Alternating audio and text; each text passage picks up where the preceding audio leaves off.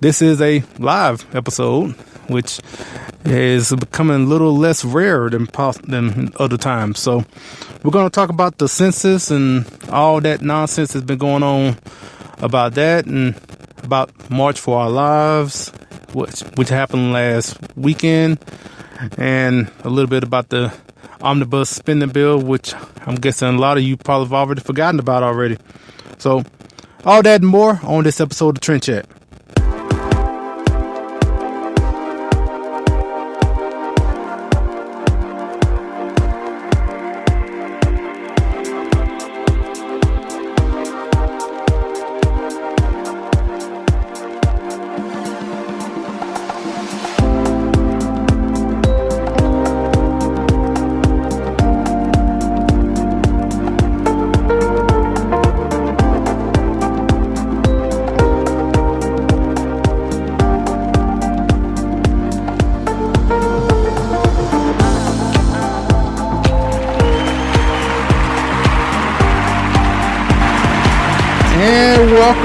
Welcome to another episode of Trend Chat.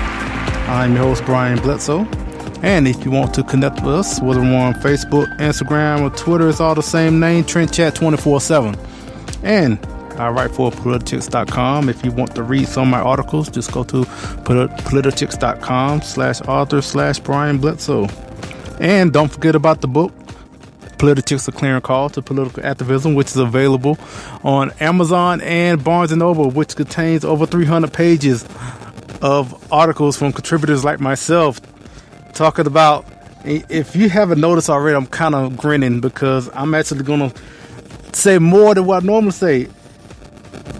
Topics like politics, history, education, Islam, healthcare, parenting, religion, social issues, Second Amendment, military, media, activism. Yep, that's right. I said all of the topics that are in the book. You know why? One, I can't say that I just remember them all because I have the book in my hand, in which, like I said, I am doing it live. So I'm also on Twitter right now, live, and that's when I'm putting in front of the camera. So yeah, get the book, available on Amazon, Barnes & Noble, and my contribution is about being a delegate at the Republican National Convention in 2016. So, before I get into everything that I mentioned in the beginning, actually, I saw A Wrinkle in Time a couple of days ago, and I wasn't impressed. It was okay. I guess if I give it a rating, I give it like a 2.5 out of 5. But it's funny because there's a word that they use in the movie, probably like maybe 2 or 3 times, and the word is underwhelmed. And it's funny because every time they would say that, that's actually how I felt about the movie. And I kind of walked out saying I am underwhelmed because this. There was some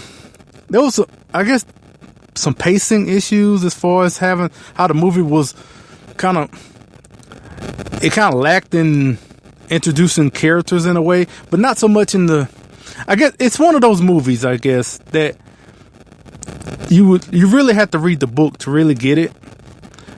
A lot of times, sometimes, the book is not used as, I guess, as strictly as most filmmakers want to make it seem. So, but in this case, there were a lot of things that I felt like I needed to read the book to really understand, especially in the first, I said 30 to 45 minutes of it. But yeah, I just mentioned that because it just still stuck in my mind in a way that it wasn't all that. I really didn't care for the movie. It's funny that we're recording on Thursday, March 29th. I am really guessing on that because I haven't even looked at the calendar. But yeah, but we're here in, I'm trying to think where, I'm in Indiana. So, and today the movie Ready Player One starts. well, like the Thursday shows, and then like really start showing on tomorrow. Now that's a movie I'm looking forward to see, and I mean, it has all the like 80s references in there and video games, and it's something I'm amped to see sometime this weekend. So I'll probably talk about that a little bit next week, but just wanted to mention that. And so let's get into this census deal. And it's not like I'm going to go on a long rant about that. Yeah, right.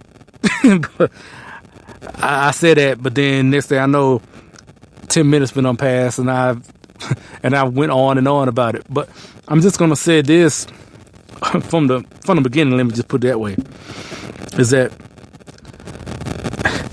it's funny that you have states, and pretty much all of these blue states that are out here out to sue the Trump administration over the citizenship question that they want to put on the census in 2020.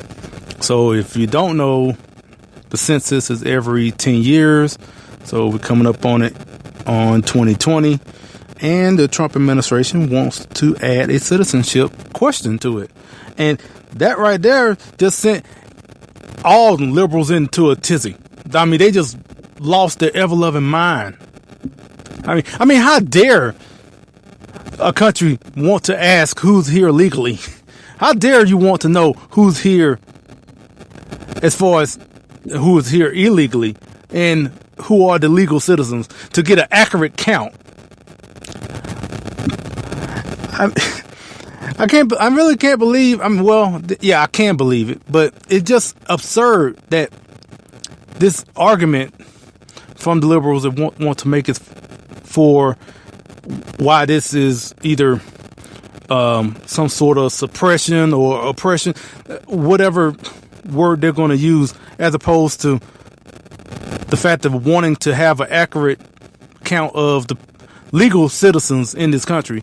Now, the cynical part of me, and not only the cynical, I actually believe it's true that these liberals definitely see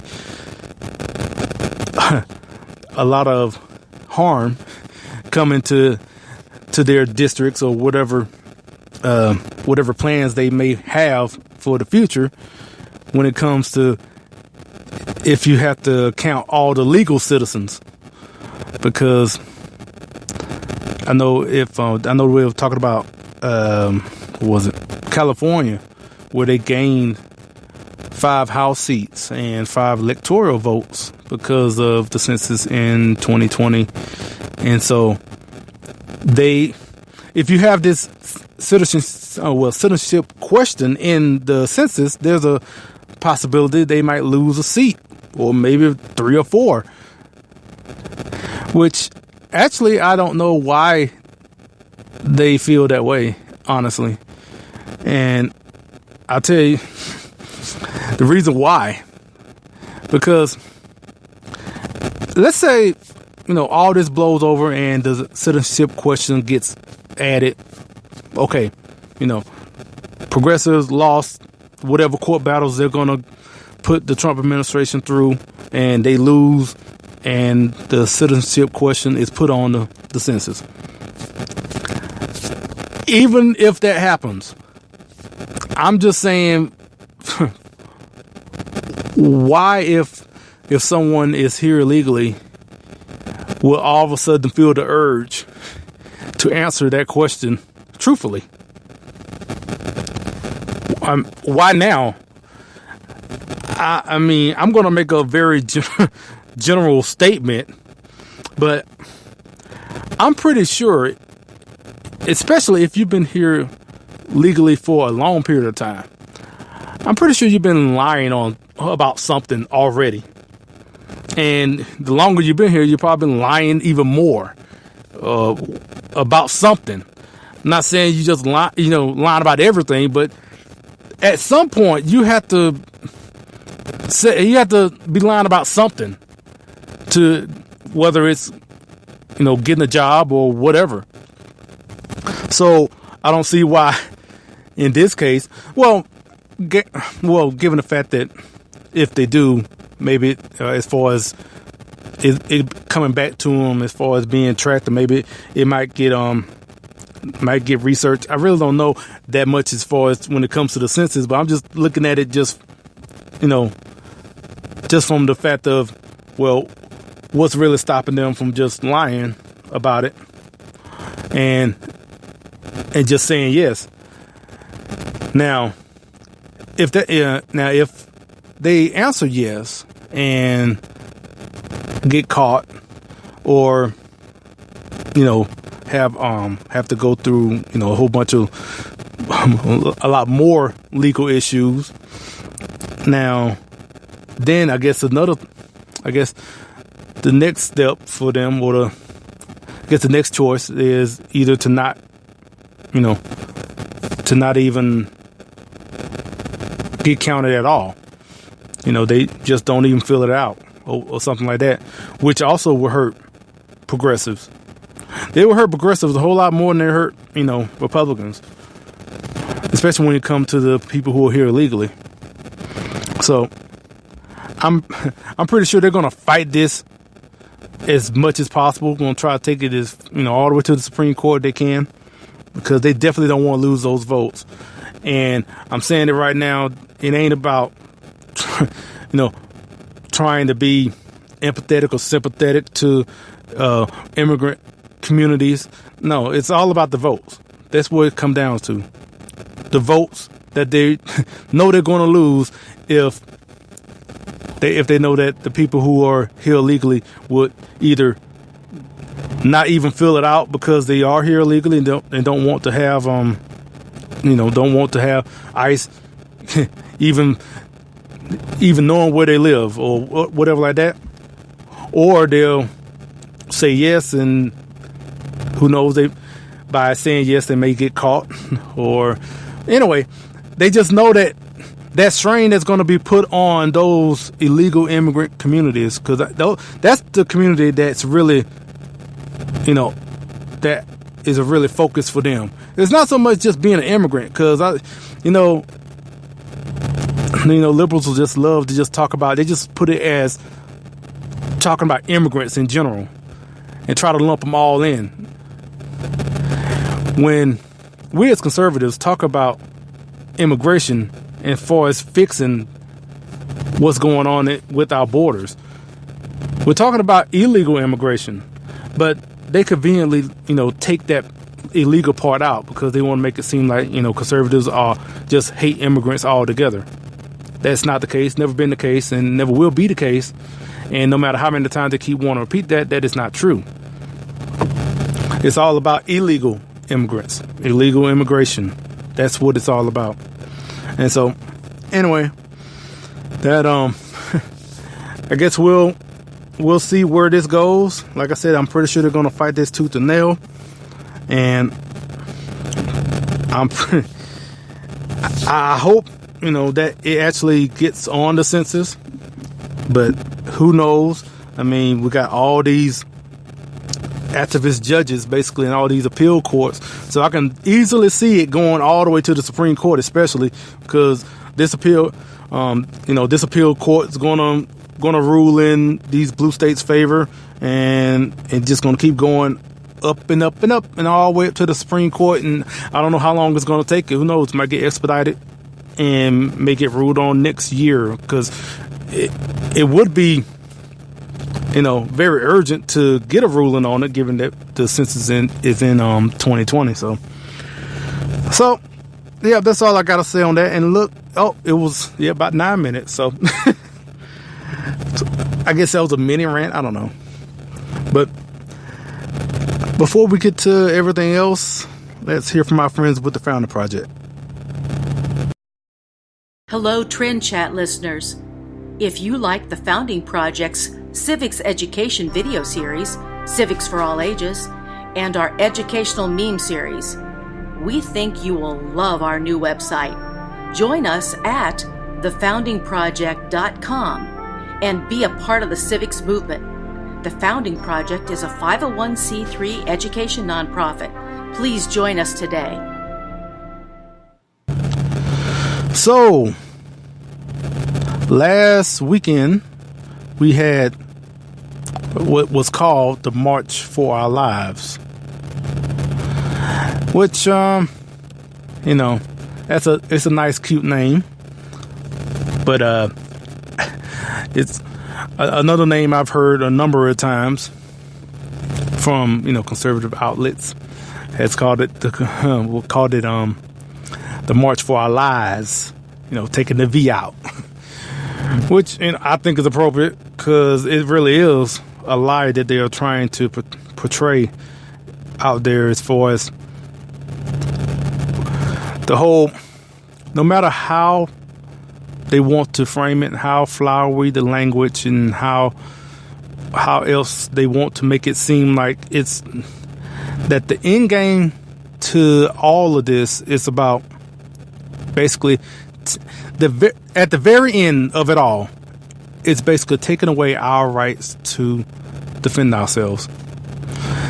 And that it goes further than guns either. I would say that it would go further than guns.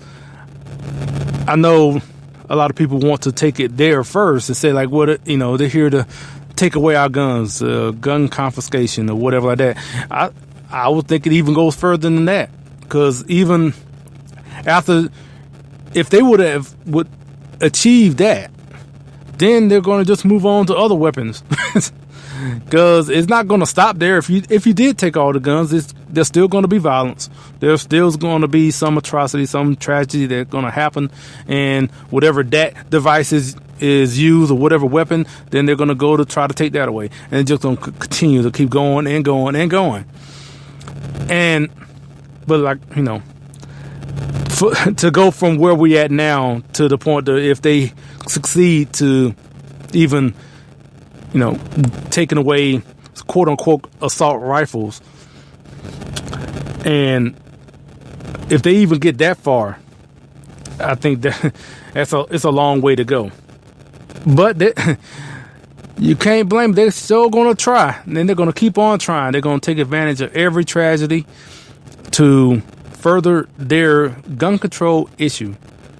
Just basically, they just want to take our guns, regardless of any fact about whether it would actually stop violence. Because one term they love to use is like gun violence. So if you take away guns, then it will be knife violence. So it will be bomb violence. So you already had that in Austin. So it doesn't matter, because you're always going to have evil. And the constant argument as far as just you're blaming the gun when the person is the one to blame. And that's always the case. Oh, well, it's I didn't see much of this march at all. For one, I was on the road, but what I did see kind of just went down the same vein. I know I saw the video where you had people just openly saying that. You had one guy I saw said, "I wish Obama would have taken our guns." Like, just plain as that. And he wasn't the only one. There was others saying the same thing. You had others on the stage even saying something close to that. One thing I thought was very, very ironic is where you had one speaker up there talking about guns don't protect, trying to basically demonize, the point of even having a gun. But yet at the same time, they had all this security with guns around them. So if it doesn't protect them, what do you need them for? If they don't protect, if they're so horrible, then why do you need them to protect you? I mean, I guess they're not protecting you in her case. I don't know who that speaker was, but if they're not good for protection, I say again, then what was the point of having armed security? Because what? I just one of the many hypocritical things I saw this past weekend. Now, in talking about the Second Amendment, it's funny. We also go. I know I talked about this one guy at the march who was saying that he wished Obama would have taken our guns. Now, then you had this op-ed by former Supreme Court Justice John Paul Stevens. Basically said to repeal the Second Amendment. That was his op-ed was basically all about. So you had that blatant statement out there on the march, and then you have this from a former Supreme Court justice. Please let that sink in. He was in the Supreme Court, and he is talking about wanting to repeal one of the amendments in the Constitution, one of the essential amendments in the Constitution. I mean, when I think about what I read from the former Supreme Court justice, and I just think about back in 2016 at one of the cases for voting for Donald Trump was the Supreme Court, and to read this from a former Supreme Court justice, and now given that we now have President Trump and got Neil Gorsuch in the Supreme Court, and can you imagine if we had Hillary right now, who would have been in that spot instead of Neil Gorsuch? I'm pretty sure it would have been someone just like John Paul Stevens, another person who would be all for taking away our rights, basically. But thankfully, that didn't happen. So for the time being, when I said the time being, I'm guessing however a couple of decades maybe. I mean, I do still think we're on this slow erosion of our liberty. How slow it's going to be, it's up to us, for one. It can actually stop eroding altogether, and that's up to us as well. But I don't see society going in that direction. I see society just continually eating away little by little, a little bit of freedom here, a little bit of liberty here, and just going slowly and slowly. And it's still constantly doing it right now. Even with Republican House, Republican Senate, Republican President, we're still going in that direction. If anything, right now it's just not going. The erosion is not as fast as it would have been if we had a President Hillary. So because if we had a President Hillary, then the erosion would be a whole lot quicker. Because like I said, we would have had someone in the Supreme Court who would be for all the progressive agenda. I can just imagine the Supreme Court justice that she would have appointed just would have been a super progressive, basically just been a communist in the Supreme Court. I can just imagine that, but don't have to imagine that because that didn't happen. So,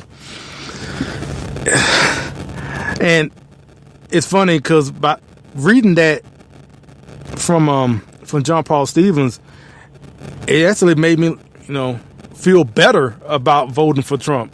Just for that little simple thing right there of having someone in the Supreme Court who is not appointed by Hillary Clinton, that could mean so much. It's for not just for the Second Amendment, just for the Constitution, just for this nation in general. So that was, that made me feel a little bit better. I'm like, when I read that, I'm like, I actually I feel even better that, Neil Gorsuch in the Supreme Court, because you had somebody in there who wants to, repeal the Second Amendment. And I'm pretty sure there's some in there right now that want to do the same thing. And, we keep getting these groups, keep having these marches and all these progressive liberal groups out here constantly pushing gun control, keep pushing it. And, these kids from Parkland who I'm pretty sure that if they continue their activism, they're teenagers.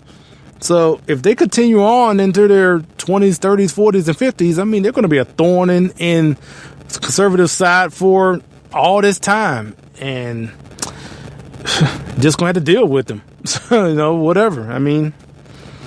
They're going to be there constantly. They're going to be the new face of just basically progressive politics. They're going to have their get their platforms. They're going to have people, backing them up, financing them or whatever. And so, so that's who we're going to have to deal with for the next 30 some odd years or more, who knows. And so before I got a couple more things to get to, and just a little bit about that omnibus. Not too much more, but before we get there, let's hear another word from my friends with the Founding Project. Hello, Trend Chat fans. The Founding Project invites you to experience our latest resource to take civics to citizens, TFP's new website. Visit us at www.thefoundingproject.com. Be a part of the civics movement with the Founding Project. The Founding Project is a 501c3 education nonprofit. Join us today. So, the omnibus spending bill was last week. Like I said, I'm pretty sure at this point, that's kind of like last year's news right now. But honestly, I don't really have too much more to speak about. The only thing about it is that President Trump said that,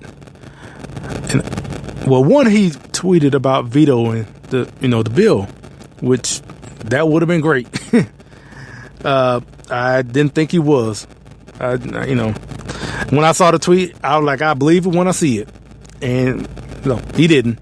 And obviously, there were reasons why, and he mentioned one of them in particular, and just mentioned about military spending, which is important. Don't get me wrong. I think it is important that we are, properly funding our military. But in saying that, he also said that, I don't know if he said this the last time he's going to sign a bill like this, or he's not going to sign a bill like this. He's not going to do this again. Which I say again, I'll believe that when I see it. Because if the Democrats know that they can hold military spending over your head, like you gave the reason why you signed it this time, because you knew because you had to do it because of military spending. Well, if they know that that is basically your weak point, what's going to stop them from doing it again? And every time they're going to tie in military spending and then want to negotiate and throw in every spending program they can think of to fund, including Planned Parenthood. So we're going to be basically doing this whole song and dance again, and I don't see why he wouldn't sign it again. And he's probably going to say the same thing.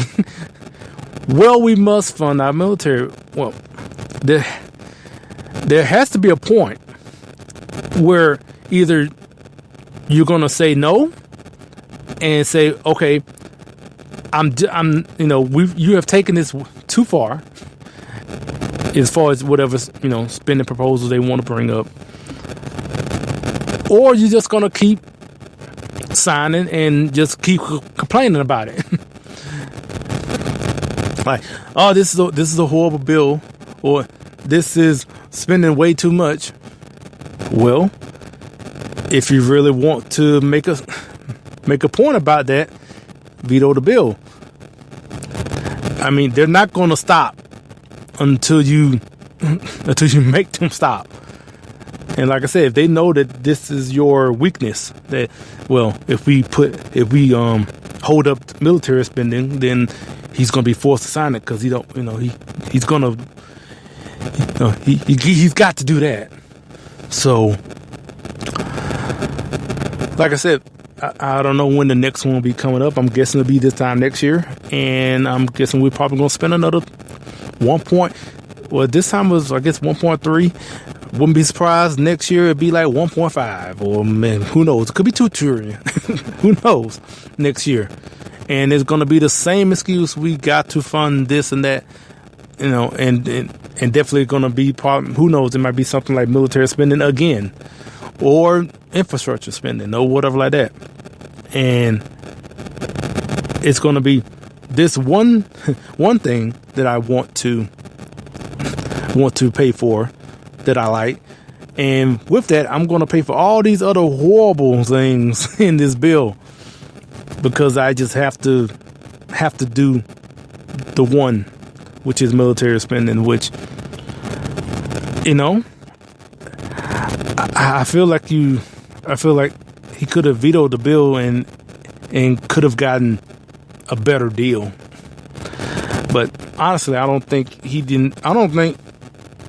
it really affects that he's really affected so much about the spending that much, to the point to where he feels like I'm going to veto the bill. I don't think that. I don't think he likes it, but I don't think he's going to not sign a bill either. Like I said, I believe it when I see it, and I guess we'll have to wait until that time. So like I said, today is Thursday, and this weekend is, well, some people call it Easter weekend. I like to call it Resurrection weekend. And people go to church on Sunday for Easter, which I will call it Resurrection Sunday. But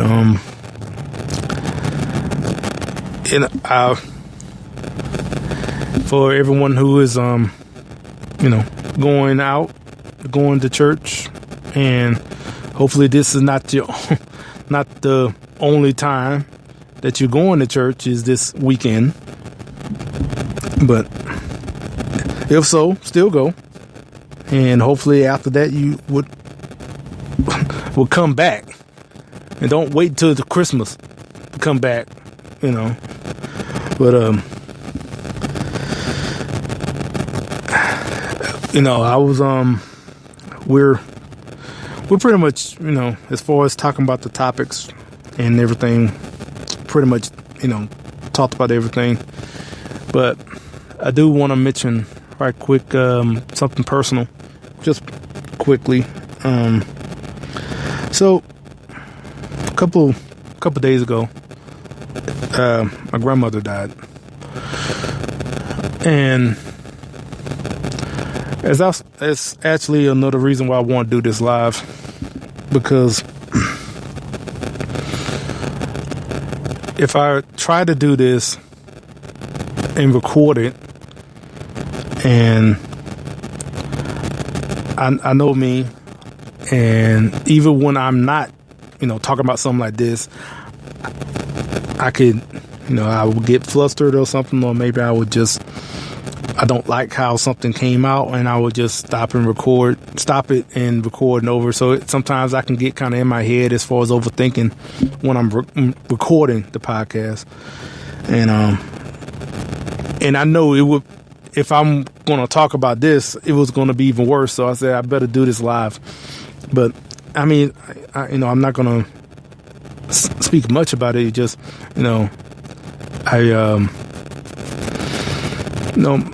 my grandma, she, I used to go to her house, when I was in, elementary school, and used to stay with her until my mom got off work and whatnot, and spent a lot of time with her, and went to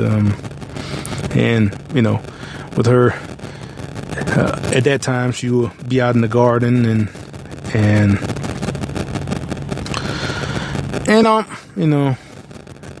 I remember her watching old Batman TV shows at her house, and it's I would say this. She definitely lived a full life. She was 101.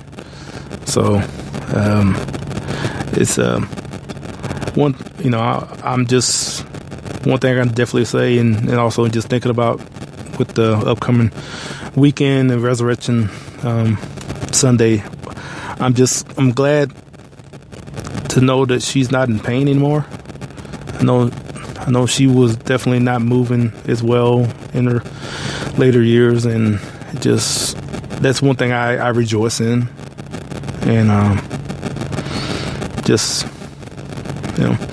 loved my grandma, and just want to mention that, and so like I said, that's it for Trend Chat today. And next week, I don't know actually how many episodes. It could be 2, it could be 1. I really don't know. But I appreciate everyone listening. Appreciate everyone who has been watching live.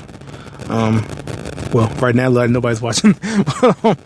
But I appreciate everyone who has been listening, and look forward to continuing on with this and